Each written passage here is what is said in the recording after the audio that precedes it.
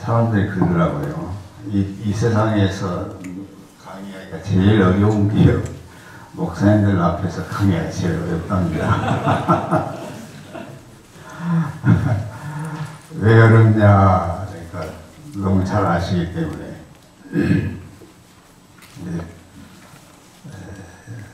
사실은 우리가 안다고 하는 것은 모른다는 것을 전제해서 얘기를 할 수밖에 없다고 그래요. 그래서 이 세상에 가장 좋은 스승 목사님은 나는 모른다. 그런 사람이라고 합니다. 그래서 하여튼 너무 감사합니다. 사실 오늘 강의 제목이 칭의와 성화인데 우리가 익히 들여왔고 또 어떤 면에서는 굉장히 잘 알고 있습니다. 근데 왜 또 공부를 해야 되냐 그런 질문을 할 때 안다고 하는 게 도대체 뭐가 하는 것이냐. 이 히랍 사람들은 알아야 행한다고 가르쳤다고 해요. 알아야 행한다. 근데 기독교는 알아야 행한 게 아니라 행함으로 안다 그렇게 가르쳤다고 합니다. 암의 이 강조점을 두면 연구의 중심이 되어가지만은 행함의 강조점을 두면 실천과 순종의 중점이 되어야 된다. 저도 저보다 나이가 많으신 우리 목사님 계시기 때문이지만 저 적은 나이가 아닙니다. 여기 지금 제가 아는 목사님 몇 분 안 돼요. 우리 이사무엘 목사님, 또 김다희 목사님, 그 외에는 잘 모르겠어요. 그러니까 세월이 많이 흘렀죠, 정말.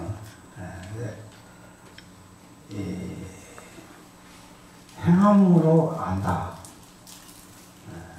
행함으로 안다. 그래서 다른 말로 말하자면 삶이 없는 어떤 것도 수상적이다. 그렇잖아요, 여러분. 삶을 뛰어넘은 것은 다 수상성입니다. 무엇이 됐든 간에. 그래서 우리의 삶, 우리가 뭐 때문에 살 위해서 사는 거거든요. 배우는 것도 그렇고.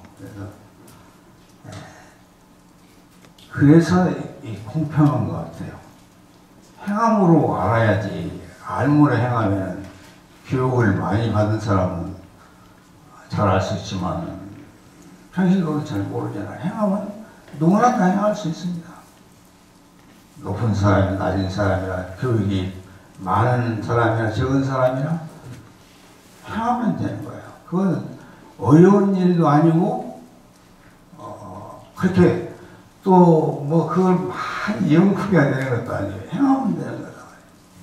그래서 성경도 보면 행함을 강조했지 지식을 강조한다.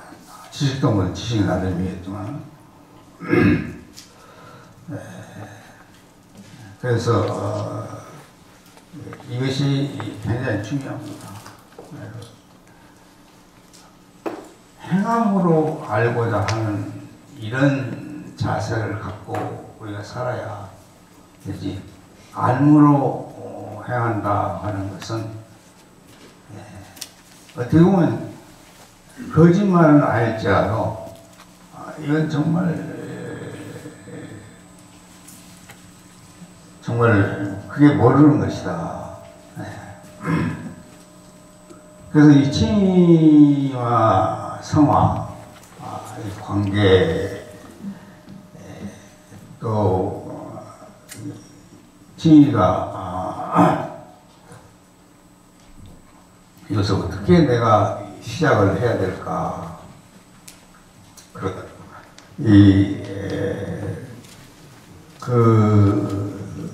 제가 어느 들었는지 모르는데 KBS 아침마당에 이 김혜원 씨가 나왔습니다. 나와서 그 이야기를 하는 걸 보고 내가 관심을 갖게 되었고, 이분이 쓴 하루가 소중했던 사람들, 그 책을 사서 쭉 읽는 가운데 저 은혜를 많이 받았습니다. 이 이야기는 뭐냐면 1975년도라고 해요. 그때 그 연쇄 살인자 김대두가 잡혔다고 해요. 근데 이 사람은 얼마나 사람을 죽였냐면 17명을 사람을 죽였다고 해요. 17명.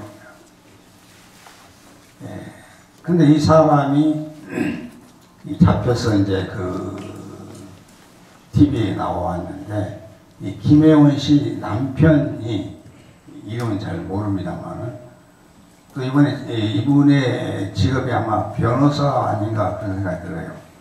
그 김대두가 그 자기 남편의 고향 사람이었다. 근데 고향도 어딘지 모르는데 안 나와 있으니까. 그러니까 이 김효은 씨 선생님이었는데, 관심이 가고, 당신 정말 고향 사람이, 저 모양인 사람이 나왔다. 그렇게 핀잔을 주고 신랄하게 비판을 하니까, 남편이 하는 말이 뭐냐면, 당신이 전도하면 되지. 이렇게 한마디를 내뱉고, 하여튼 회의에 나갔다고 그래요. 그래서 전도하면 되지, 이 말이 자기 마음속에 늘 맴돌아서 이 김대두에게 편지를 썼다고 해요. 편지를. 근데 무슨 답장이 온 거예요. 답장이 왔어, 김대두한테. 그래서 이제 그 김대두와 이렇게 관계성을 맺게 되고, 그 기회를 통해서 이 김혜원 씨는 교도소 이제 이 사업을 하기 시작했는데, 전도하게 되고, 이 전도로 예수 믿고, 사형 선고를 받았으니까, 나중에 이제 교수형으로 죽었는데, 이 사람의 하는 그 말과 또 김효은 씨의 고백을 통해서 제 마음에 질문이 나온 것은 뭐냐면, 과연 이 사람도 예수를 믿을 수 있을까? 의심이 되는 거예요, 내 마음속에. 왜냐하면 한 사람이 죽여도 그런데 17명을 죽였는데, 처음에 살인이 뭐냐면 돈 때문에 살인을 시작한 거예요. 그래서 돈이 얼마 나왔냐? 600 얼마가 나왔답니다. 농촌에서. 저 사람도 연동마을에 있는 사람인데, 그대로 이제 이 사람이 뭐냐면 한 번 살인을 저지르고 나니까, 이제 그 다음은 별로 이게 문제가 되지 않은 거예요. 소득도 그래서. 그래서 한 번이 중요하구나. 무슨 일이 한 번. 이 한 번이 잘못되면 또 할 수 있고, 또 할 수 있고, 또 할 수 있고. 그래서, 어떻게 보면 잘 알죠. 우리가 예수 믿으면 구원 받는다는 소 다 알아요. 믿음으로 어렵게 된다 다 아는데, 제 마음속에 이 사람이 정말 예수 믿고, 예수 믿고 찬송가도 부르고 교수형을 당했다고 하는데 믿기지가 않은 거예요. 믿기지가 않아요. 그래서 제가 내가 왜 예수 믿고 찬송가를 부르면서 이 교수에 갔는데 왜 내가 이걸 못 믿을까? 왜 못 믿을까? 여러분 어떻게 생각하세요? 왜 못 믿냐 이거예요. 그래서 제 생각 가운데 아하, 내가 말로는 믿음을 얻었다고 이렇게 몇 천 번 얘기를 했는데 내가 그 믿는 그 칭의라고 하는 신앙이 도덕에 기초한 신앙이 아니었는가, 그런 질문을 하게 됐습니다. 왜 내가 그 의심이 갔냐면은 도덕적인 입장에서 보기 때문에 그런 생각이 들었지 않겠는가, 그런 생각을 했어요. 도덕. 그렇다고 하면 칭의라고 하는 개념이 도덕적인 개념이에요. 그런 질문이에요. 누가 이 사람이 예수 믿는다고 최종적인 결론을 내릴 사람은 누구냐? 어떤 근거에서 이 사람이 예수 믿는다고 우리가 얘기할 수 있는가? 할 때 칭의 문제를 다시 한번 생각하게 됐습니다. 과연 칭의라고 하는 개념이 도덕적인 개념이냐? 도덕이라는 게 굉장히 중요합니다. 도덕은 여러분이 잘 아는 바와 같이 보편적이고 절대적이에요. 그래서 도덕이 중요한 겁니다.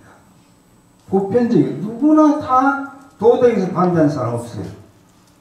또 도덕적인 삶을 살아간다고 하는 절대적이에요.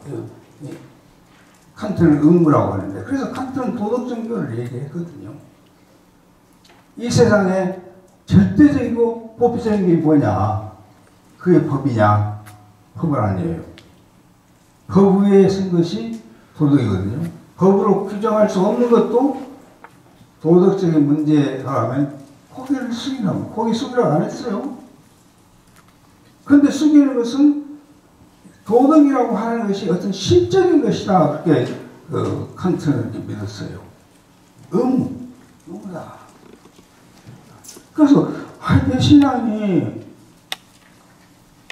여러분이 예수 믿는다고 하면 그냥 그런데 김대두가 예수를 믿었고 찬송을 했다고 하면 믿기지 않는 거예요. 과연 이 사람이 구원받을 수 있는가? 예수 믿는 사람인가?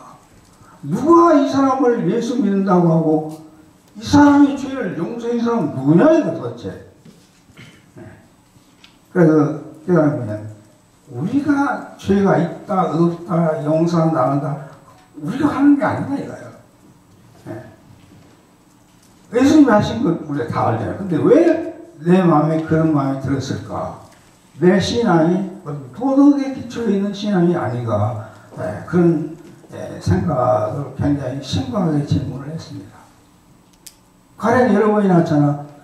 히틀러가 600만을 중에 히틀러가 예수 믿고 찬송 부리며 죽었다. 그러면 여러분 믿겠어요? 17사람 죽인 것도 못 믿는데 600만을 죽인 그 사람이 과연 구원받을 수 있냐? 구원받는다고 누가 구원받는다고 얘기를 할 수 있냐 이거예요. 누가? 그래서 이 칭의와 성화의 문제 연결시킬 때 칭의라고 하는 것은 죄가 없다고 하는 것은 우리가 하는 것도 아니고 도덕적인 기준에 쓴 것이 아니라 주님께서 하신 거예요. 주님께서 하셨다 이거예요. 그래서 저 사람이 예수 믿고 안 믿고 그 판결을 내리시면 우리가 아니다. 우리 인간은 거기가 다 도덕적인 기준에서 합니다. 왜냐하면 그게 최고니까. 우리 인간이 할 수 있는 최고는 도덕입니다.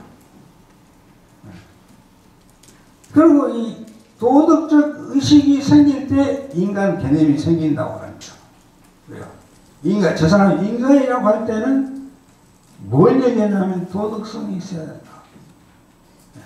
그래서 도덕이라고 하는 게 굉장히 중요한 겁니다. 열두 뜻은 여기는 도덕입니다. 이제 앞으로 설명을 하겠습니다만, 그래서 오늘 강의 진행은 제가 여기 1페이지에 나와 있는 것처럼 하나, 우리가 이 책임 문제, 성화를 타락 문제 자연적으로 따라오게 돼 있습니다. 왜 칭의가 필요하고 왜 성화가 필요하냐? 쉽게 얘기하면 인간이 타락하기 때문에 온 거다. 그 다음에 이제 그 신비적 연합이라고 하는 좀 그 신학적인 문제인데, 예수님의 그 의를 우리가 우리 것으로 받아들이기 위해서는 연결이 돼야 된다. 그래서 이 예수님과 우리가 연결되어 있는 게 그 연합, 둘이 하나, 연합이 둘이 하나 된 거 아니냐요. 그래서 성령의 역사가. 근데 설명이 안 된다. 그래서 신비적 연합이라고 그렇습니다. 그 다음에 이제 오늘 그 로마서 1장 17절 보면은 복음에 그랬습니다. 복음에 하나님의 의가 나타나서 믿음에 일어나니 오직 의는 믿음으로 산다. 이게 이제 우리가 다 있는 말인데, 그러면 우리가 하나님이 의는 도대체 어디가 있냐? 오늘 말씀은 복음에 있다 그랬습니다. 복음이 뭡니까? 예수 그리스도예요. 그래서 복음적인 설교, 복음적인 신학, 복음적인 게 복음이 안 들어가 버리면 기독교는 없는 거죠. 예수님이 없는 기독교가 있습니까? 복음이 하나님의 의, 하나님의 의는 구원하는 의입니다. 구원하는 의다 이거예요. 하나님의 의가 뭐냐? 굉장히 많이 얘기하는데, 인간을 구원하는, 죄악된 인간을 구원하는 그 의예요. 그래서 예수 그리스도 그 이제 루터나 이런 사람들이 의의 정가라 하는데, 정가란 말이 과연 성경적인 말인가? 제가 이 강의를 이렇게 했습니다만, 이제 앞으로 제가 하면 새롭게 우리가 성경에서 정가란 말이 어디가 있냐? 있습니까? 오히려 이 정가란 말은 예수님이 대신해서 말이 오히려 성경적인 말 아니까. 물론 이 정가란 말은 종교개혁의 유산입니다. 그걸 부정하고 싶지는 않지만은, 여러분이나 저나 중요한 것은 이 성경적이 오느냐. 정가란 말이. 오히려 제가 이 칼라리에서 로마서에 있다 보니까 대신해서 예수님이 대신 죽었다. 대신 이것이 없으면은, 예수님이 대신 죽지 않았으면 과연 칭의가 가능하냐? 가능하지 않죠. 그래서 한번 목사님 생각해 보시기 바랍니다. 우리 정가란 말을 굉장히 많이 쓰는데, 오히려 정가보다 대신이라는 말이 성경적이에요. 대신의 말 굉장히 많이 나옵니다. 그 다음에 이제 우리가 뭘 어떻게 수납하냐? 믿음으로 수납한다. 믿음으로 수납한다고 하는 건 설명했습니다. 주어진 것을 그냥 받아들인 겁니다. 내가 믿음이 생겨가지고 받아들인 게 아니라 그냥 받아들인 거예요. 주어진 것을 받아들인 믿음이에요. 그러니까 내게 생겨난 거 아니죠, 믿음. 우리가 믿음으로 의롭게 된다고 할 때, 그럼 그 말이 굉장히 큰 필수로 합니다. 그냥. 그럼 내게 믿음이 생겨가지고. 내가 믿냐? 기준이 내가 믿냐? 아니잖아요. 주어진 것을 내가 받아들인 것에 불과해, 믿음이라고 해서. 그래서 신학적으로는 수단적인 것이다. 믿음은 수단이다. 그래서 믿음과 이 은혜를 잘 말한 그 성경이 에베소 2장 8절입니다. 은혜로 믿음을 통하여 우리가 구원받았다. 그 문장을 잘 보면, 물론 구원에 있어서 믿음과 은혜가 같이 들어가는데, 직접적으로 은혜에 의해서 구원받았다고 나왔지 믿음에 의해서 구원받았다고 안 나왔습니다. 은혜에 의해서 믿음을 받아내는 거예요. 이루신, 예수님이 십자가를 통해서 이루신 그것을 그냥 받아들이는 수단이다. 근데 우리는 예수님의 은혜보다도 더 믿음을 강조를 하는데, 상당히 그 조심해야 되지 않냐. 주체는 예수님의 은혜잖아요. 주체가, 이 구원의 주체가. 그래서 이제 그 네 가지 원인이잖아요. 이 구원의 본질은 하나님의 자비, 하나님의 사랑, 하나님의 은혜다. 그 다음에 이제 물질적인 것은 십자가, 그 다음에 수단의 믿음, 그 다음에 목적인을 갖다가 이제 하나님의 영광이다. 그렇게 갈비에 설명을 해요. 구원에는 그것이 다 포함되어 있는데, 뭐 어느 것이 더 중요하다, 어느 것이 아니라, 우리 구원의 근본적인 것은 하나님의 은혜의 지세요. 그게 아주 본질적인 요인이다.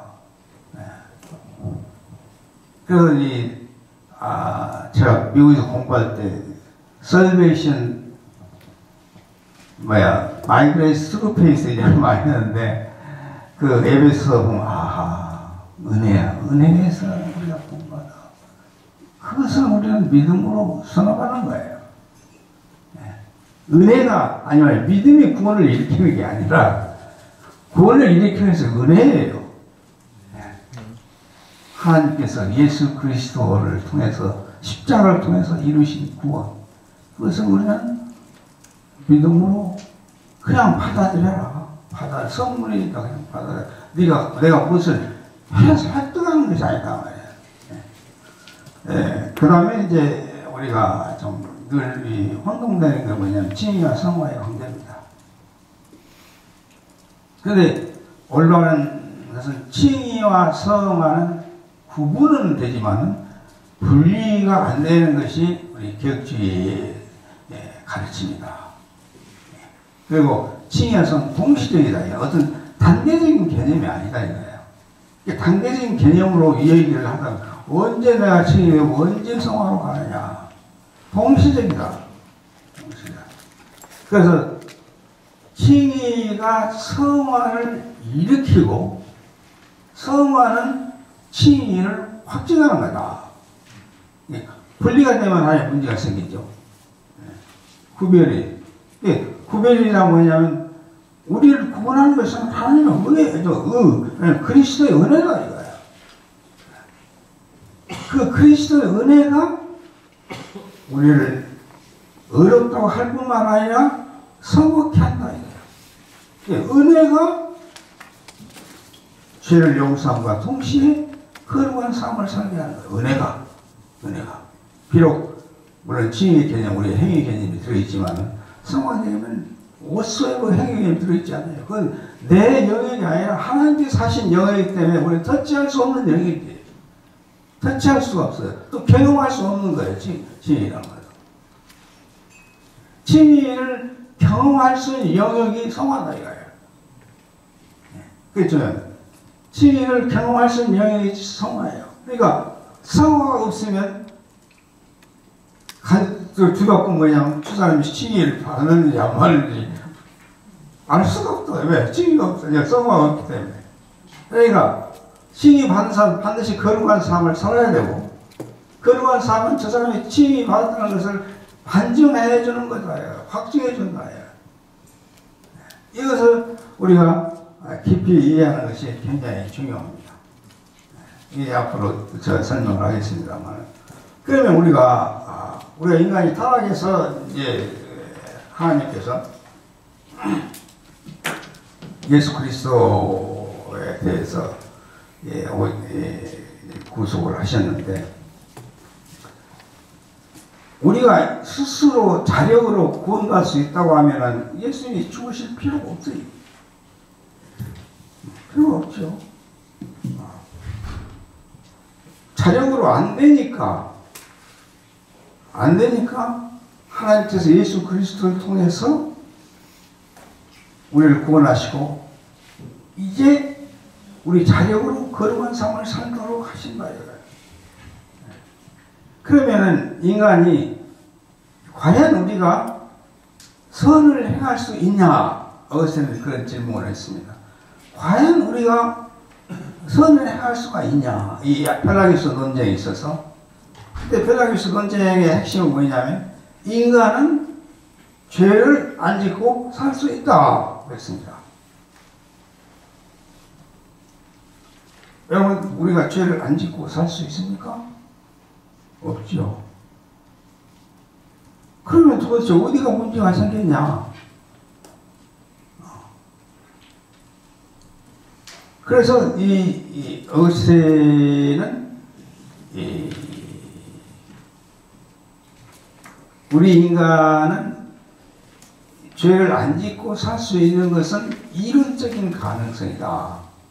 현실적으로 예수 그리스도 외에는 이 세상에서 죄를 안 짓고 사는 사람이 없다. 왜 그러냐? 우리는 죄를 지음으로 죄인이 아니라 죄인으로 태어난다고 하잖아요.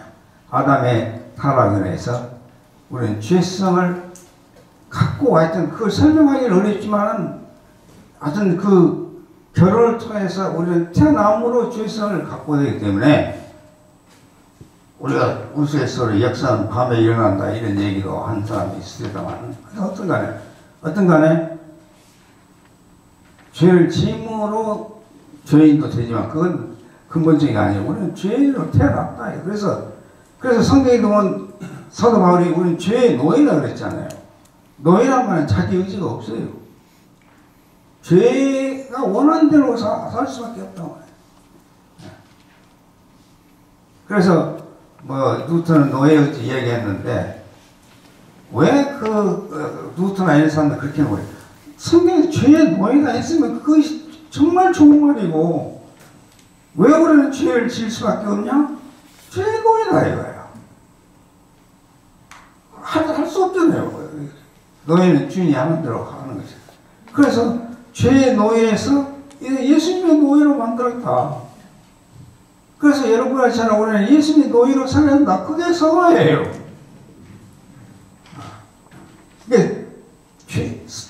예수님의 노예로 살도록 만들었어요. 그러니까 그것도 내가 전체로 하는 거 아니죠. 성화. 주님께서 그렇게 만들었어요. 이제 살기만 하면 되는 거예요. 만들어놨기 때문에 하기만 하면 되는 거예요. 그래서 칼빈 어거스틴은 왜 그러면 죄를 졌냐 할 때 이제 죄의 뿌리는 교만이라고 했는데 뉴턴은 이걸 다 불신이라고 했습니다. 신뢰를 못한 것이다. 그래서 뉴턴의 믿음은 신뢰예요.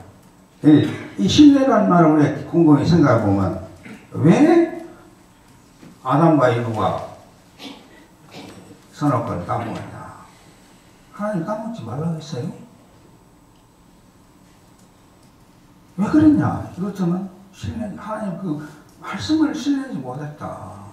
이 신뢰란 말은 굉장히 중요한 언어입니다. 인간과 인간 사이에 신뢰 문제가 걸려버리면 더 이상 나갈 수가 없어요. 신뢰다. 여러분, 유교 스텝 간에 신뢰가 있습니까? 신뢰할 수 있습니까? 그럼 믿음 있는 사람. 믿는 사람은 하나님의 약속을 믿는 사람이다. 그 신뢰란 말 굉장히 중요합니다. 저는 우리 정중기 박사를 하나님 말씀 다음으로 믿는 신뢰하는 사람입니다. 그래서 내가 어디 가서 얘기했지만 정중기 박사가 검은 것도 희다고 나를 믿는다. 왜? 신뢰하기 때문에 믿어요. 그것이 신뢰 갖고 있는 언어에 굉장히 중요한 거예요. 그래서 아담과 이브가 하나님도 거부를 해버렸으니까 어떻게 얘기를 못해요. 사실. 아니 내 말을 거부했다고 하면 그냥 하나님도 그냥 무시해 본 거예요. 이거 정말 보통 일이 아닙니다. 인간이 얼마나 정말 싹 쓸어버려도 분야 풀리를 하나님이 나중에 노아를 쓸었지요. 쓸었는데 하나님이 쓸고 나오니까 이렇게 인간을 살아서는 안 돼. 그래서 바꾸신 거예요. 하나님이 우리가 배우도록 그렇게 하신 거죠. 하나님 원하신 거야. 인간은 어리석다 한 거야. 예?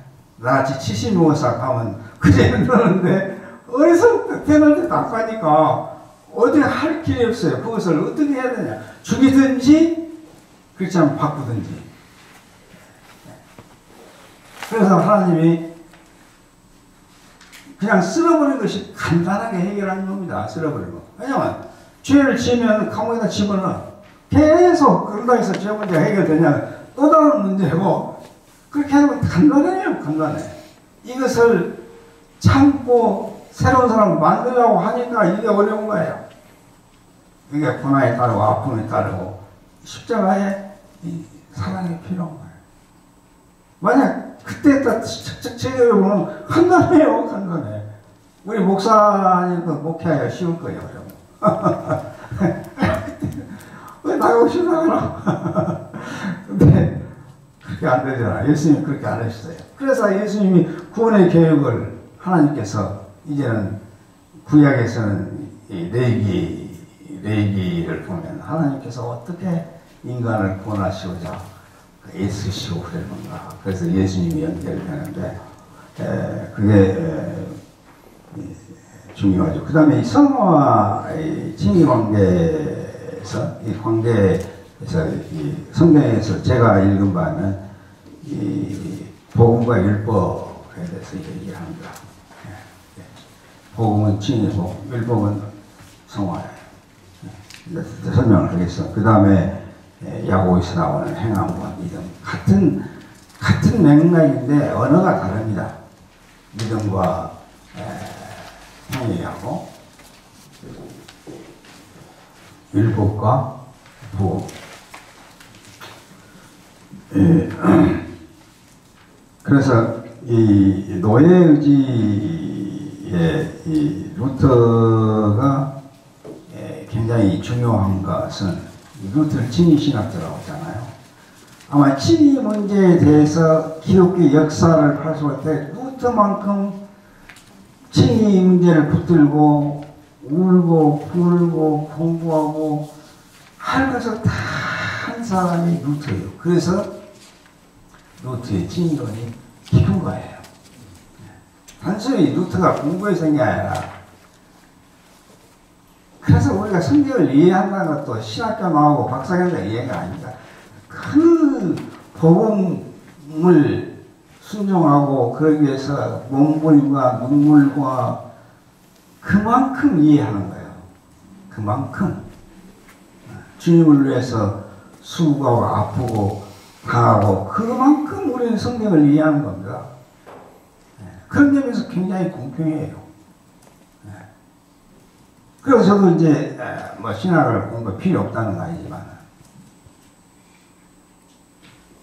우리가 신학을 믿어서 공부했으니까 예수 믿어서 공부하지. 근데 예수를 알려고 안 하고 예수의 준비를 하기 위해서 저 일생을 해왔는데 깨달은 게 뭐냐? 아니야. 그거 잘못된 거야. 예수를 알아야지. 그럼 예수를 안다는 게 뭐냐?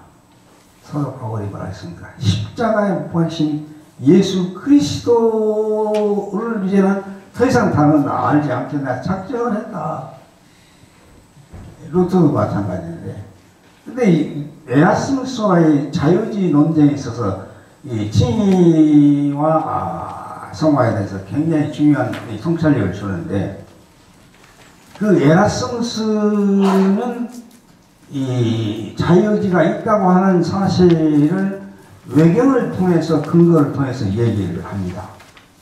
그리고 이 율법의 얘기를 하는데 내가 여기서 머스트하고 캔을 이렇게 하는 거라고 이퀄, 머스트하고 캔이 이퀄하냐 이퀄하지 않냐.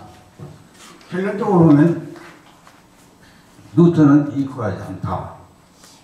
에라스는 이퀄하다. 다시 말하자면 하나님께서 율법을 주신 것은 우리가 행할 수 있는 능력이 있기 때문에 주신 것이지, 능력이 없는 걸 줬다 하면 그건 하나님의 문제다. 굉장히 그 논리가 정연하잖아요. 성경에 십계명을 주시고 만약 율법을 준 것은 우리가 지킬 수 없다고 한다면 그건 하나님의 책임이지 우리 책임이 아니다. 그게 이 에라스무스의 논점이에요. 근데 루터는 그렇지 않다. 그렇지 않다. 왜? 죄의 노예. 죄의 노예이기 때문에 그것이 고쳐지지 않는 한 하나님 율법을 우리는 지킬 수가 없다. 그래서 이 에라스무스의 논지는 칸트나 이 도덕주의자하고 같습니다. 우리가 솔직히 얘기해서 하나님 왜 율법을 줬냐? 우리 할 수 있는, 지킬 수 있는 능력이 있어서 주신 것이다. 그건 맞습니다. 근데 우리가 이 칭의를 통해서 이 죄 문제가 해결되지 않으면 우리는 머스터 캐는 같을 수가 없다. 고쳐진 다음에 칭의를 통해서 죄상을 받고 은혜를 다음에 캔이다. 그래서 굉장히 참 중요한 공찬이라고 하셨습니다. 에라스무스는 성경 파라 명령했잖아. 하나님이 우리가 지킬 수 없는 능력이 없으면 하나님의 명령은 그 잘못된 것이다. 근데 루터는 아니다. 좋은 나무가 아닌데 어떻게 좋은 나무를 맺을 거냐. 이 아리스토텔레스의 말한 의도 그렇습니다. 이렇게 하겠지만 옳은 것을 행함으로 우리는 옳은 사람이 된다. 퍼펙트리 맞는 말입니다. 옳지 못한 사람이 어떻게 옳은 행동을 할 수가 없는 거예요. 그런데 루터가 이 문제를 삼은 건 뭐냐면 아까도 에라스무스 마찬가지로 우리는 잘못된 사람이다. 옳지 못한 사람이다. 그래서 옳은 사람으로 만들어 주어야 올바른 행동을 할 수 있는 것이지 그 반대가 아니다. 그래서 이 칭의 문제를 루터는 그 얘기를 한 거예요. 하나님께서 우리를 의롭게 해줘야 우리가 의로운 사람이 되고 의로운 행동을 할 수가 있는 거지. 근데 의로운 사람이 안 됐는데 어떻게 할 수 있냐요.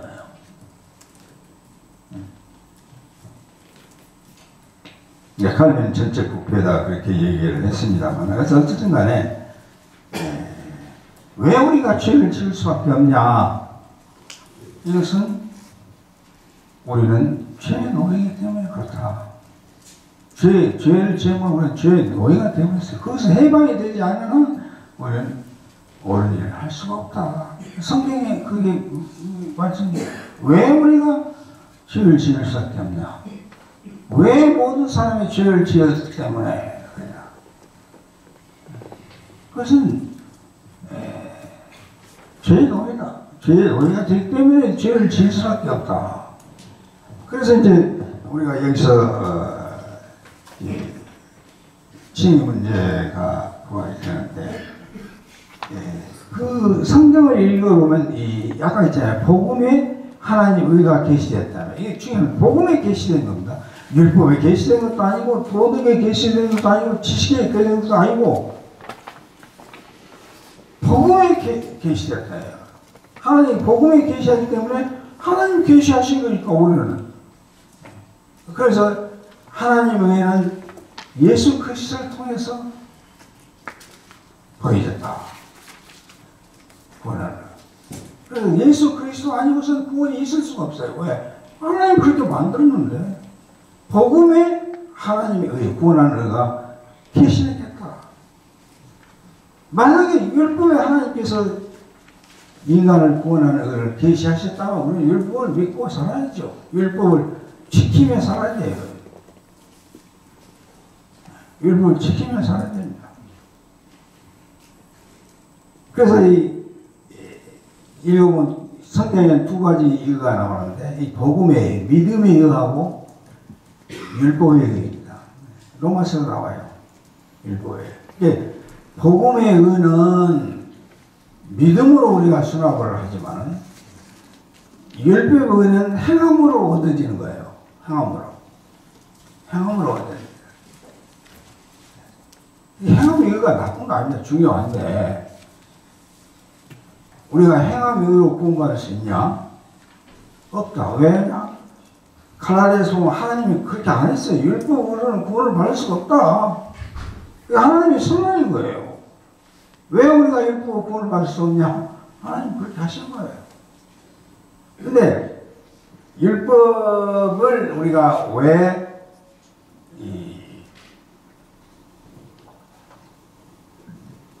가령 우리가 그러면 율법을 지킬 수 있냐? 성경에 보면 지킬 수가 없어요. 왜 못 지키냐? 그 율법 자체가 문제가 있냐? 아니다 그랬습니다. 왜 그러냐? 인간이 연약해서 못 죽인다. 율법은 하나님이 주시기 때문에 그러고 의롭고 그런 겁니다. 원래 하나님께서 우리가 올바른 율법과 법 이외에는 예수 그리스도를 통해서 연결을 할 때 올바르게 되게 됩니다. 예수 안에서 하나가 돼요. 율법과 복음이.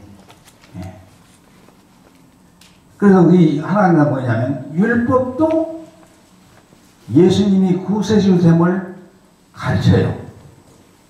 복음은 근데 복음도 가르치는 그런 거 똑같은 것이냐? 아니에요. 율법은 간접적으로 가르치고 복음은 직접적으로 가르친다. 성구라고 예수가 구세주다. 율법은 이렇게 한 게 아니라 그 어떤 사인을 간접적으로 얘기한다. 근데 율법과 복음의 근본적인 차이는 어디에 있냐? 복음은 죄의 사함을 주지만 율법은 죄의 사함을 주지 않고 죄를 깨닫게 한단 말이에요. 율법의 경우에 죄를 깨닫게 한다는 말이 부정적인 면도 있고 긍정적인 면도 있어요. 사실 우리는 율법에서는 죄를 알 수가 없습니다. 예수를 안다고 하는 것은 그 은혜를 아는 건데 그 은혜를 아는 것은 내가 죄인 것을 알아야 하기 때문에 율법이 필요합니다. 율법이 없으면 내가 죄인이 아닌지 모르잖아요. 그래서 그 갈라디아 3장 24절에 보면 율법이 우리로 하여금 죄를 깨닫게 한단 말이에요. 죄란 말은 뭐 하나님 앞에서 우리가 잘못한 거죠. 잘못. 그래서 죄를 깨닫게 해서 율법 죄를 깨닫게 해서 지킬 수 없음을 깨닫게 해준다 이거예요. 지킬 수 없음을 깨닫게 해서 이제는 성령님을 통해서 하나님의 사랑이 우리의 부어짐으로 율법을 지킬 수 있도록 하신다. 이게 하나님의 방법이다 이거예요. 이 중요한 것은 왜 하나님의 율법을 완전히 지킬 수 있도록 하셨냐? 그래서 율법을 공부하지. 예수님 필요 없지요. 예수가 절대적으로 필요성을 얘기한 것은 율법은 죄를 깨닫게 하지만 죄 사함을 질 수 없기 때문에요. 그래서 우리가 이 율법이 죄를 깨닫게 해준다는 게 굉장히 긍정적인 면이 뭐냐면 예수님으로 가게끔 한다. 그런 점에서 율법이 큰 죄를 깨닫게 하는 큰 역할입니다. 죄가 깨닫지 못하고 예수님께 갈 수 있을까요? 없어요. 내가 죄인이고 내 마음대로 살 수 있으면 몰라 예수님 믿겠습니까? 못 사니까 하는 거지. 너는 못 살아. 그걸 깨닫게 해준 사람이 율법이다 이거예요. 그 율법. 깨닫습니다.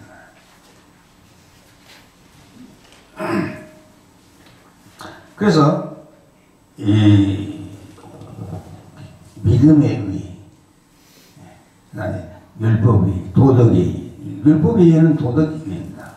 이 로마서 2장 15절을 보면 유대인들에게 율법을 주셨지만 이방인들에게는 율법을 안 줬어도 율법의 역할을 하는 게 양심이잖아요. 양심이 어떤 사람은 신의 소리다. 양심의 역할이 뭐냐? self-accusation, 자기를 고발하는 게 양심이에요. 이게 정말 하나님의 지혜예요. 내가 여러분 고발하면 원수가 져서 복수원대에 형성이 되잖아요. 그러나 자기가 자기를 고발하고 그것도 누구한테 얘기를 하겠습니까? 너는 이런 사람이야. 고발을. 그래서 이것이 양심의 가책이잖아요. 이 양심의 가책은 굉장히 중요합니다. 왜냐하면 양심의 가책은 어떤 생기냐면 내가 마땅히 해야 되는데 못할 때 우리에게 생기는 심리적 현상이 양심의 가책이다. 그래서 이제 도덕 정교로 얘기하자면 킬케가드 같은 사람은 그렇게 얘기했습니다. 도덕의 최고 표현은 뭐냐? 양심의 가책이다. 그 말은 뭐냐면 아무리 우리가 도덕적으로 살라고 하면 할수록 우리는 뭐에 빠지냐? 양심의 가책에 빠진다. 해결이 안 돼요. 양심의 가책을 해결할 수가 없어요. 우리 스스로. 그래서 이제 세상 철학자들은 그 종교의 가능성을 얘기하는 거예요. 우리가 양심의 가책의 문제를 해결할 수 없기 때문에 해결할 사람이 필요하다. 그래서 종교가 필요하다. 이렇게 얘기를 하는데, 이게 중요한 건 뭐냐면, 도덕의 한계성이 어디에 있냐? 양심의 가책으로 끝난다. 아무리 도덕이 중요하지만은 그것은 결국 한계성을 갖고 있어요. 아무래도. 도덕적으로 살면, 과연 도덕적 일상에 살 수 있는 사람이냐? 없다. 왜? 양심의 가책으로 끝난다.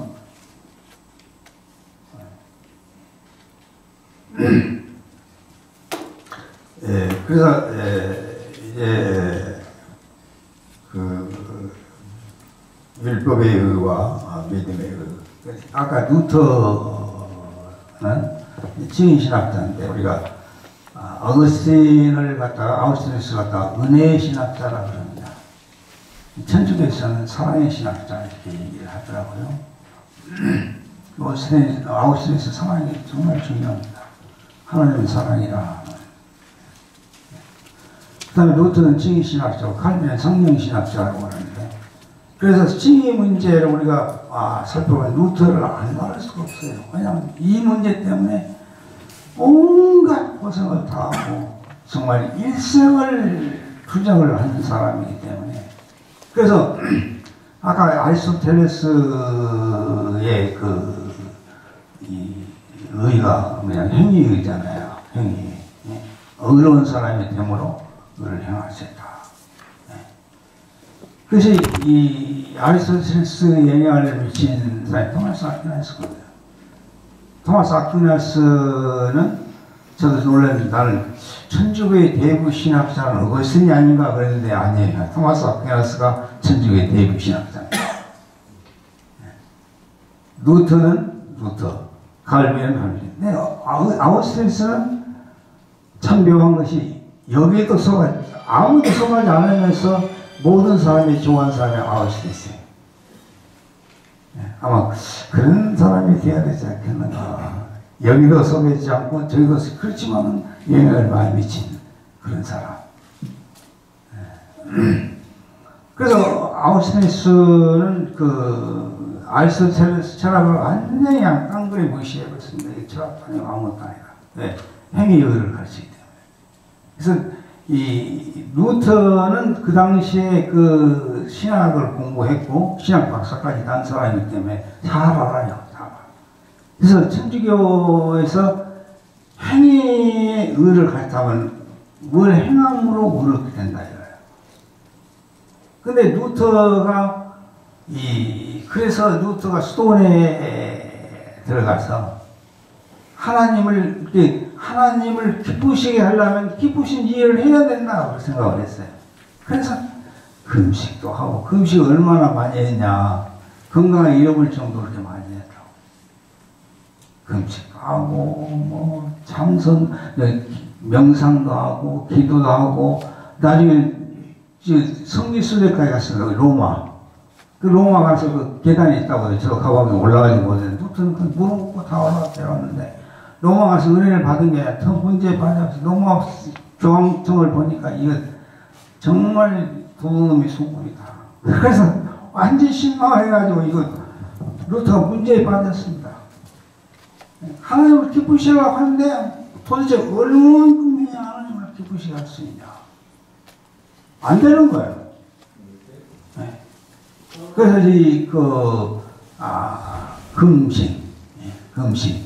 금식이 나쁜 건 아닌데, 저도 우리 학교에서, 지금 시간이 어떻게 되어 있습니까? 내가 시계가 잘 안 보이는데. 8시 30분입니다. 그럼 30분 나왔네요. 네, 그래서 우리 학교에서 그 졸업반들 금식기도에 무등산 헬몬산가에 가면 굉장히 그 연못이 있어요. 고기가 있고 참 좋습니다. 근데 이제 금식을 학생들 데리고 가서 이제 10월달에 가서 좀 추워서 그 물고기를 보더니 뭐라고 해요? 면탕이었으면 좋겠다.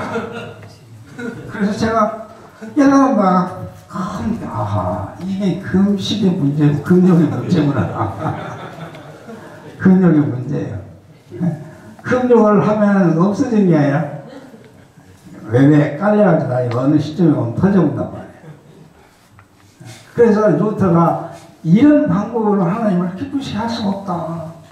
그래서 이 신약 박사를 하게 되고 성경을 시편, 히브리서, 로마서, 갈라디아서 이게 관심을 갖고 읽었고, 그 중에서 로마서 1장 17절을 그 흑탑체험이라고 하는데 밤이나 낮이나 밤이나 낮이나 그냥 그 어떤 수준이 있어야 깨달음이 있는 것 같아요. 그걸 알기 위해서 그냥 밤이나 낮이나 그냥 해서 내가 무엇을 함부로 하나님을 기쁘시는 거 아니라 하나님이 예수 그리스도 하신 것을 받아들인 힘으로 기쁘시는 거구나. 이게 소위 패시브 라이시스나예요. 믿음이 의라는 거죠. 그래서 루터는 이 시에서 성경 전체를 다 해석해온 사람입니다. 그것이 올바르지 않다. 이 정도는 돼야 된단 말이야. 그 자기가 깨달은 그것까지 성경 전체를 그냥 싹 다. 이게 깨달음입니다. 이게 깨달음. 여러분, 우리 유백 목사님도 그런 깨달음이 이르시길 바랍니다. 네. 할렐루야? 아멘. 할렐루야 이렇게 적어서 우리 학교 운동은 할렐루야가 저도 우리 학교 가서 배웠습니다. 나 미국에 있을 때는 할렐루야 할 줄도 잘 모르고 할렐루야 한 줄 보지를 못했어. 근데 이제 지금 그냥 할렐루야 하면 잘 나와요. 왜 그러냐? 이게 이제 길들임이 당한 거죠. 길들임. 그 어린 왕자가 어떻게 여호와하고 사냥꾼하고 친구가 될 수 있겠어요? 안 됩니다. 지식적으로 안 되는데 사귀다 보니까 여호와 사냥꾼이 친구가 된 거야. 왜 어떻게 해야 되냐? 길들이 이렇게 되고 그런다 그래. 요즘은 습관. 시간이 많이 갔으므로 그 율법과 복음의 관계에서 그 성화, 신경 성화. 그 출애굽기 20장이 10계명이잖아요. 10계명. 근데 1절, 2절을 보면 10계명을 바로 주신 것이 아니라 출애굽의 은혜를 이야기하신 다음에 10계명이 주어졌어요. 이거 굉장히 중요한 게 뭐냐. 만약에 이 출애굽의 은혜가 없이 10계명이 주었다면 유대교는 도덕 종교입니다. 도덕이에요. 율법은 도덕 아닙니까? 네? 도덕이에요, 율법은. 네? 가장 정말 우리 인간이 받아들여야 되고 순종해야 되고 그래서 이 출애굽기 10계명은 전부 명령으로 되어 있습니다. 절대 명령이다. 의무다. 칸트에서 의무라는 개념은 보편적이고 절대적인 거예요. 이 율법을 순종하지 않으면 그 신자가 아니에요. 그거 쉽게 보면 강하게 얘기했나. 근데 은혜를 경험케 하신 뒤에 10계명을 주셨다. 저는 이걸 이렇게 해석한대. 아하, 10계명은 출애굽의 은혜를 기억하게 하기 위해서 주신 것이다. 주신 것이다. 네. 은혜를 기억해야 10계명을 지키면서 살 수가 있는 거예요. 네. 이거 굉장히 중요합니다. 그래서 출애굽의 은혜가 진리라고 한다면 10계명은 성화예요. 그럼 진리와 성화 관계가 어떤 관계냐? 출애굽의 은혜가 성화를 하도록 하게 만든 것이다. 그 반대가 아니에요. 그래서 제가 한 가지 소개. 여러분이 독일 폴란드 아우슈비츠 가면 콜베 신부 순교관이 있다고 합니다.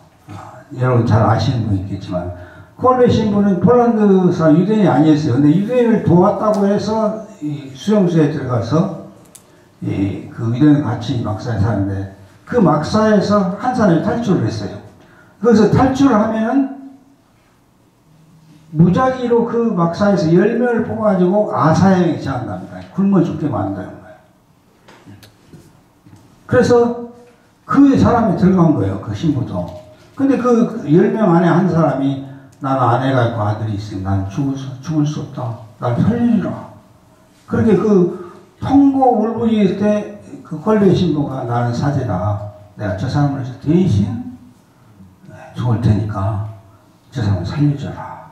이게 이제 유명한 사건인데 나는 뭐 콜베 신부를 신봉하고 그런 게 아니라 내가 주장하고선 그 살려난 사람이 일생 동안 콜베 신부를 기억하고 꽃을 바치고 자기 삶을 되돌이키는 그 뒤였다. 난 그것을 강조하고 싶은 거예요.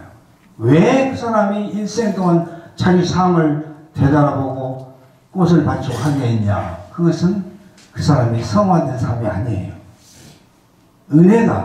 은혜를 기억하기 위해서 하는 거예요.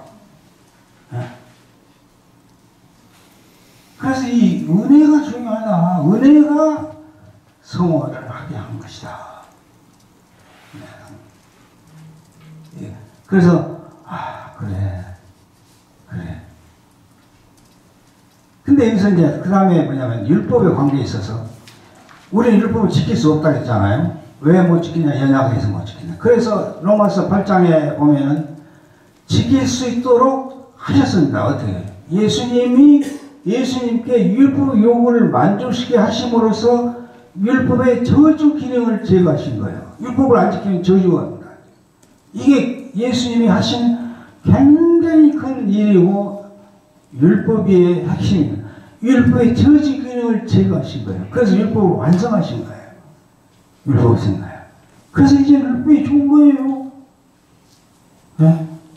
독사가 왜 무섭습니까? 독이 있기 때문에. 독 없으면 아무 물어도 상관없어요. 이제 율법이 독이 없어진 거예요. 오늘 저주. 율법을 못 지키더라도 저주를 안 받아. 네. 그래서 율법을 못 지키더라도 예수님께서 우리가 십자가에 함께 죽으셨다고 하잖아요. 이게 저는 이렇게 해석하는데 이 은혜가 너무 크다. 대신해서 죽으셨어요. 그래서 나에게 이제 과거가 없다. 과거 죄가 없는 거예요. 그래서 나는 여러분과 저 앞에 죄가 없는 사람으로 설 수 있는 거예요. 과거를 묻지 마세요. 뭘 자극이 없어요. 예수님이 과거를 다 없애주셨는데 누가 그거에 대해서 얘기를 해요? 자기가 고백하면 할 수 없지요. 죄가 없는 사람으로 선언하시죠. 여기서 선언이 간주하고 추정했는데 법에서 그 판사가 얘기했는데 추정은 어떤 참 판결을 무죄 판결을 내렸어도 문제가 있으면 다시 재판한답니다. 근데 간주는 한 번 판결을 내면 됐어. 원스 앤 포. 더 이상 묻지를 않아요. 그게 간주랍니다. 그러니까 죄가 없다고 해서 하나님 간주예요. 하나님이 그냥 간주. 하나님이 죄가 없다. 사면했다. 사면이란 말이 더 이해하기가 쉬운 것 같아요. 다 전두환 대통령 그 노태우전 반역죄를 사형한 걸 받았는데 사면을 해보니까 없어진 거 아니에요. 그다음에서 전두환 대통령이 정말 성화된 사람입니다. 이건 둘째 문제고.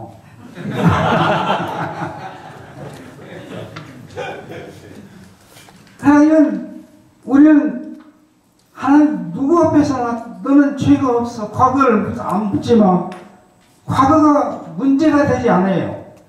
우리가 요즘 인생 살다가 이런 과거가 문제가 돼가지고 얼마나 고생하고 고민하고. 예수 믿는 사람은 과거가 문제가 안 돼. 과거 문제 안 돼. 과거가 나의 발목을 잡을 수가 없어요. 이게 얼마나 중요한지 모르잖아요. 그래서 율법은 더 이상 우리를 죄를 파내가지고 고발하는 게 아니라 이제는 율법이 우리의 시편 119편에 보면은 율법이 이제 우리의 발에 등불이고 길이 됐단 말이에요. 이게 얼마나 좋은 거 아니에요. 우리가 어둠을 걸어가는 사람에게 등불과 길은 어마어마하게 중요합니다. 율법은 더 이상 죄를 파내지 않아요. 죄를 깨닫게 해서, 파내야 할 죄를 깨닫게 해서 예수님을 믿도록 한다.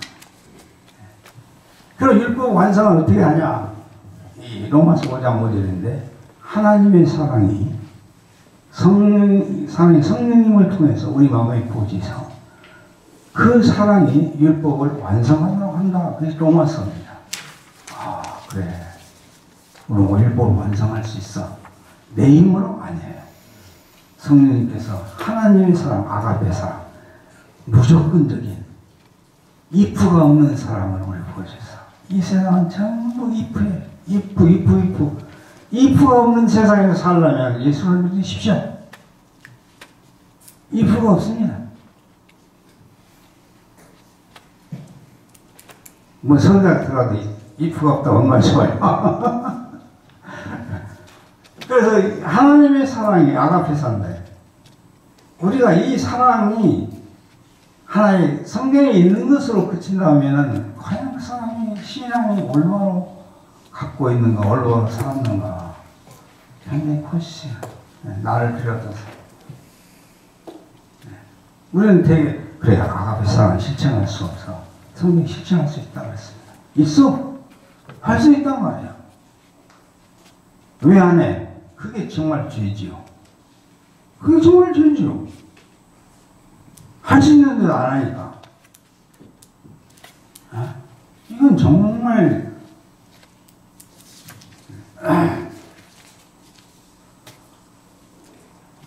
그래서 아우스에서 그랬습니다. 주여 이제 명령하소서 내가 하겠나이다. 하겠나이다. 이제 시간이 얼마 남아서 제가 그 마무리를 하려합니다. 믿음으로 산다고 하는 건 뭐냐? 그 로마서 1장 17절 말씀을 발트 같은 사람은 하박국 2장 4절에 신실한 하나님을 믿는 것이다. 저렇게 그렇게 해석할 수도 있습니다.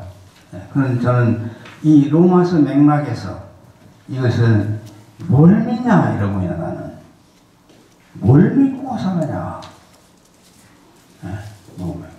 이게 오직이란 말이 오직 의인이냐 오직 믿어야 뭐 해석상의 문제가 되겠습니다만 뭐 별 차이가 없죠. 어쨌든 간에 중요한 것은 제가 이것을 해석하기 위해서 사무엘 하 7장에 있는 이야기를 소개함으로 결론을 짓고자 합니다. 제가 그 이끌어 가운데 참 내가 은혜를 받고 많이 울었습니다. 이건 잘 아시는 바와 같이 다윗이 하나님의 성전을 짓고자 했어요. 그러니까 하나님께서 나단 선지자를 통해서 이렇게 다윗에게 말해라. 뭐라고 하시냐면 내가 너를 이스라엘 목동에서 불러서 이스라엘 민족의 지도자요 왕으로 내가 삼았다. 삼았고 이제 내가 아버지가 되고 너는 아들이고 너희 자손의 그 왕조는 영원할 것이다. 너가 설령 죄를 지은다면 내가 인생의 막대와 채찍으로 징계를 하겠다. 이것도 은혜예요. 이것도 하나님이 쓸어버리지 않고 이제는 죄를 지을 때 인생의 막대기와 채찍으로 훈련을 하겠다. 그러면서 15절에 뭐라고 하냐면 사울 왕조처럼 내 은총을 거두지 아니할 것이다. 그 15절 저는 기라고 생각해요. 이게 은총이 뭐냐면 오문을 했어야 됩니다. 하나님의 한결같고 변하지 않는 그 무한한 사랑을 거두지 않겠다. 그래서 사울 왕조처럼 거두지 않겠다. 왜 사울은 거뒀을까? 황제는 난 잘 모릅니다. 그 이야기할 수 있어요. 하나님 사원도 택하셨고 타원도 택하셨고 사원도 죄를 지었고 다윗도 죄를 지었습니다. 다윗의 죄 중에 우리야 사건, 큰 다윗이 얼마나 악한 사람인가를 보여주는 하나의 결정입니다. 밧세바의 불륜을 숨기기 위해서 충성스러운 우리야를 전쟁터에 보내서 격렬하게 싸우는 그를 보내가지고 돌로 맞아 죽게 해라 그랬습니다. 다윗이 그렇게 빙정을 썼어요. 여호와한테. 그래서 그것을 불륜을 숨기기 위해서 전쟁터에서 우리야를 이렇게 불러들여가지고 자기 아내와 동침하기를 권유하고 그러냐고. 나중에 술까지 권유해도 우리야는 지금 내 높은 내 장군과 내 동료들이 전쟁에 싸우고 있는데 내가 어떻게 그 집에 들어가서 잠을 자겠습니까? 그럼 안 들어갔어요. 그래서 다윗이 이제 죽이게 되는데 세상에 이렇게 악한 사람이 있을까요? 근데도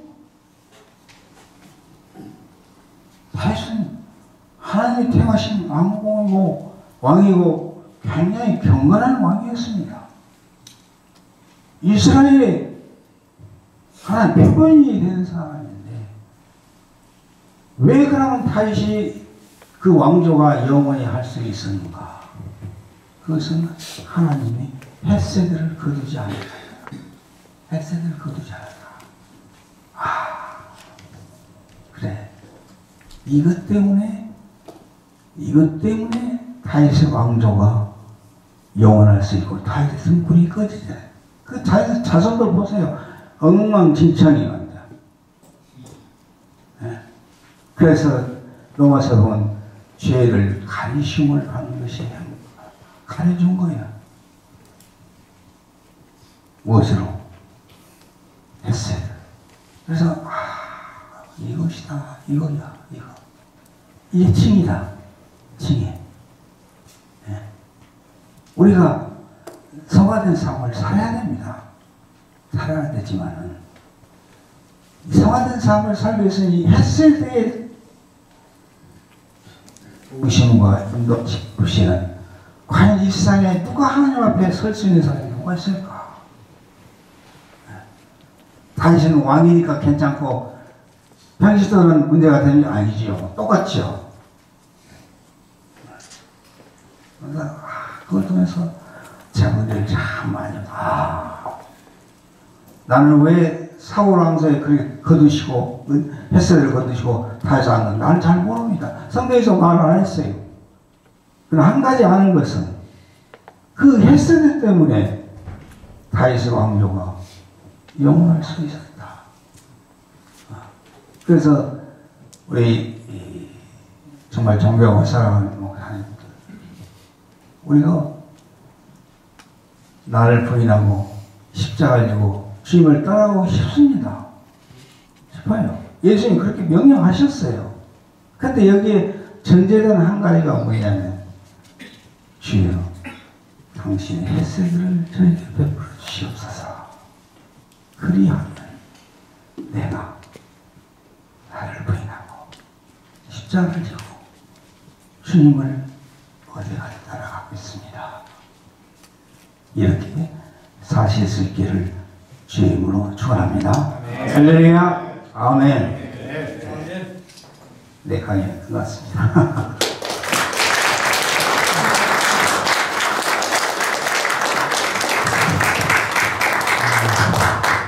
이 시간에는 질문을 하시는 시간을 좀 갖겠습니다. 질문이 있는 목사님들은 손을 들어서 질문을 말씀해 주시면 좋겠습니다. 마이크를 네. 질문하실 분 계신가요?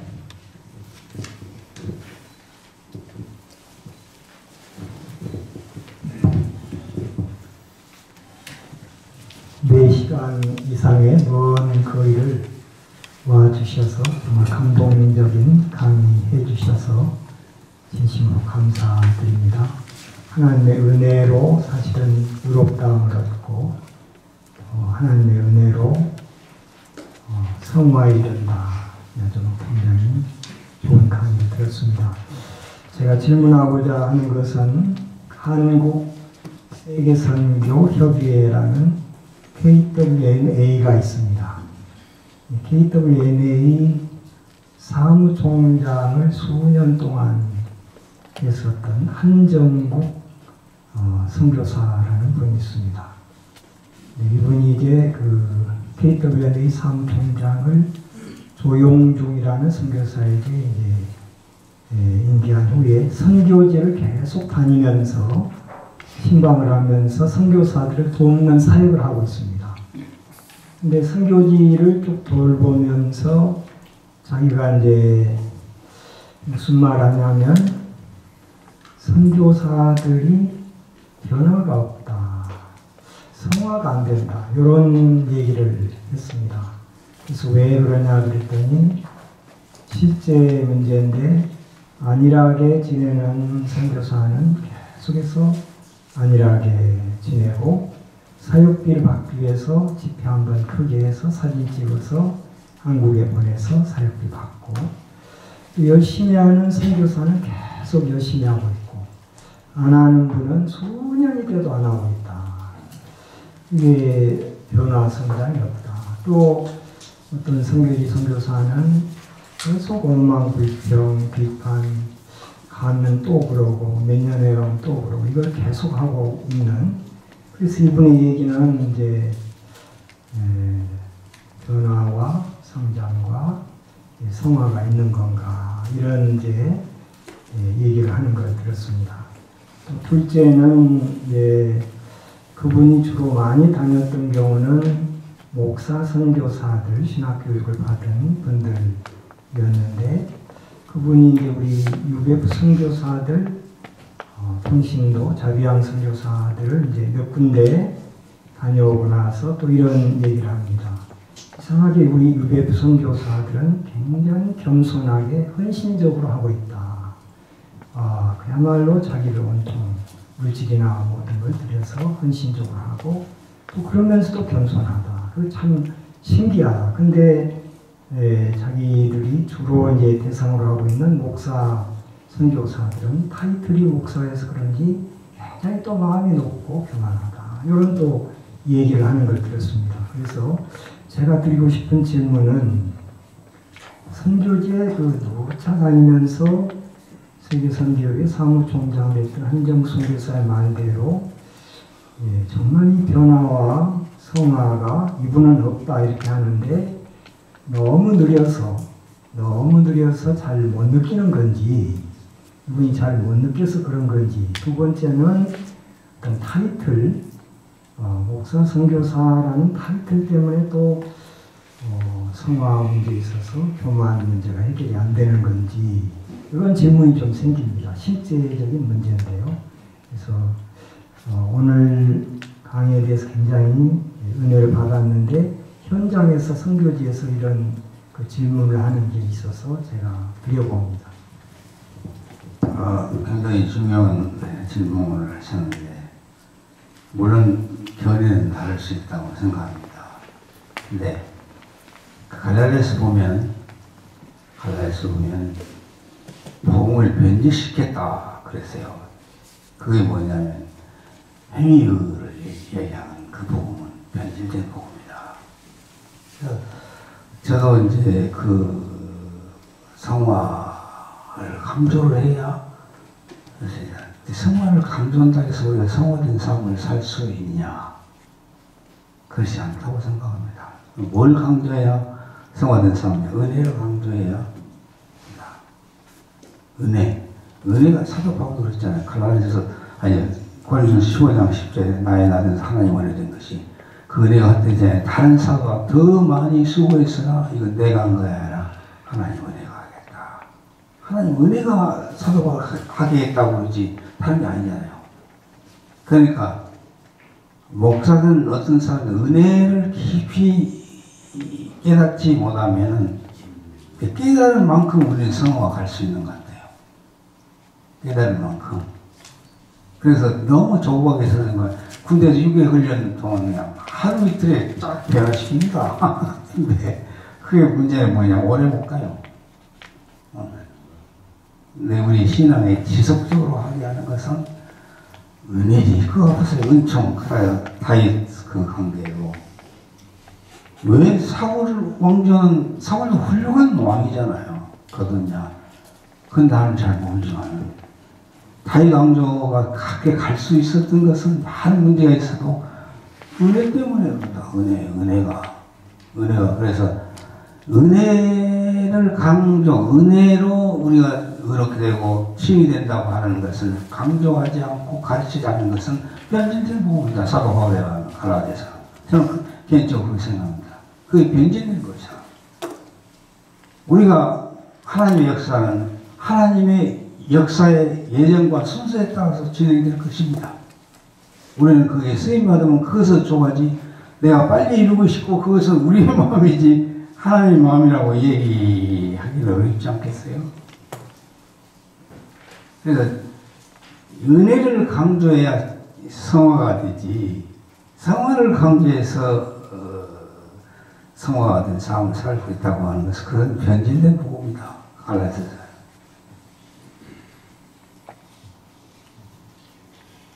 그래서 우리도 잘 경험하지만 은혜를 받은 만큼 우리는 헌신합니다.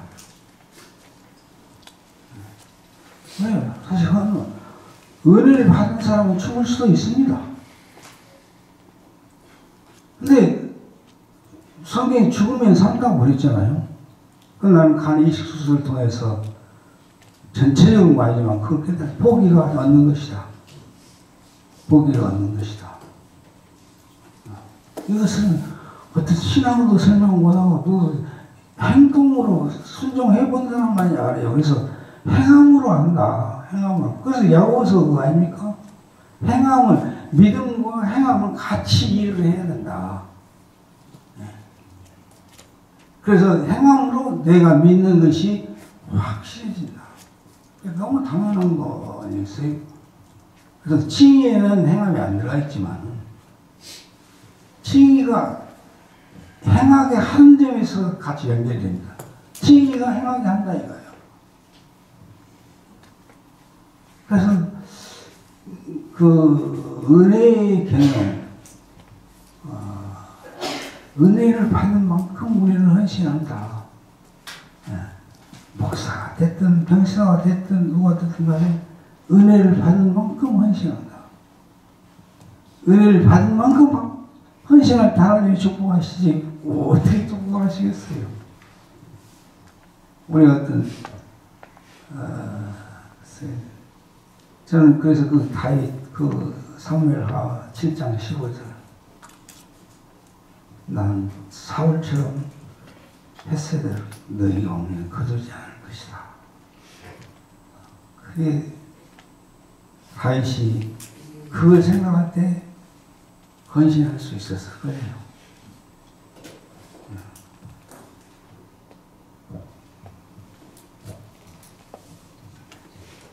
네, 또 다른 질문 하실 분 계신가요?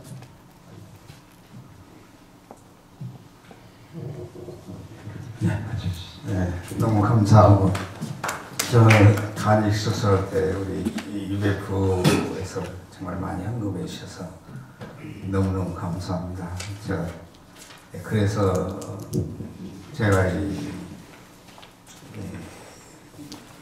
어디 단센터 가서 이야기로서의 소감을 강의를 하면서 내가 UF에서 빚을 많이 졌는데 다시 은혜를 많이 받았는데 은혜를 안 갚으면 이건 내가 정말 죽어도 눈을 못 감고 죽었다. 그래서 내가 이렇게 절을 이렇게 한번 드리고 제가 이런 생각을 했습니다.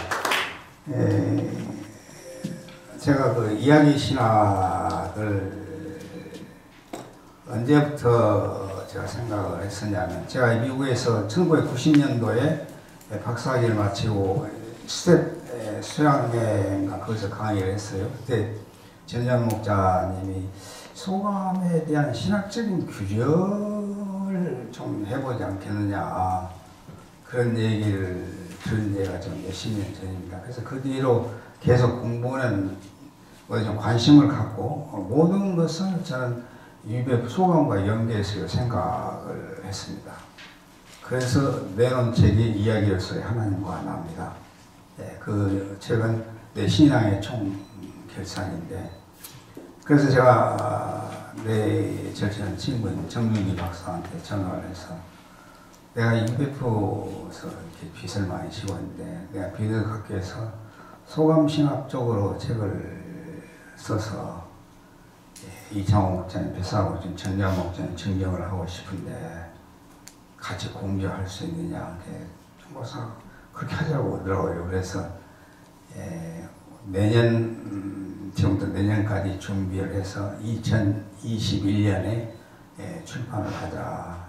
그래서 제가 이 말씀드린 기도를 많이 해주시고 그 책 속에 각 챕터의 대표 소감을 제가 듣고 싶습니다.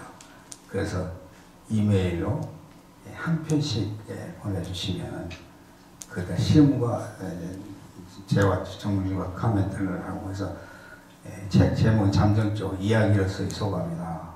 왜 이야기가 중요하냐면은 이야기는 만들어진 것인데 성경에 대부분 이야기로 되어 있습니다. 그리고 내가 늘 가운데 생각했더니 살아계신 하나님과 나를 어디서 찾을 수 있냐. 이야기 속에 있다. 그럽니다. 이야기는 과거에 일어난 사건을 하나님의 말씀에 의해서 의미를 찾는 거거든요. 내 일어난 사건이 하나님의 말씀을 통해서 어떤 의미가 있냐. 그래서 생각하고 이해한 그걸 끝나잖아요. 써야 돼요. 그 행동이거든요. 그 썸을 통해서 내 인생을 정리를 하게 될 뿐만 아니라 나를 형성해가고 그 이야기 속에 과거도 있고 현재도 미래도 있고 하나님도 살아계신다 이거예요. 그래서 소감 쓰는 것은 성장의 필수적인 겁니다. 소감은 정준기 박사는 해병대식으로 두드러 패스라도 쓰도록 해야 된다. 왜? 그 자기를 위한 것이거든요. 그래서 UBF라는 소감이잖아요. 소감 안 쓰면 UBF 정체성이 없는 거예요. 하나님은 어디 계시냐? 그 이야기 속에 있는 겁니다. 살아계신 하나님은. 그 이야기를 써야 돼요. 행동이, 쓰는 것은 행동 옮기는. 그래서 이야기가 굉장히 중요합니다. 그 이야기 때문에 UBF 공동체는 열린 공동체입니다. 다 주인이잖아요. 과거 얘기도 은혜가 돼요. 부끄럽지 않고. 과거를 묻지 않는 공동체, 그건 정말 좋은 공동체입니다. 그게 UBF예요. 그런 공동체는 나는 이 세계에서 보지를 못해서 어마어마한 유산입니다. 그래서 소감성이 없어지면 UBF도 사라지는지 몰라요. 감사합니다.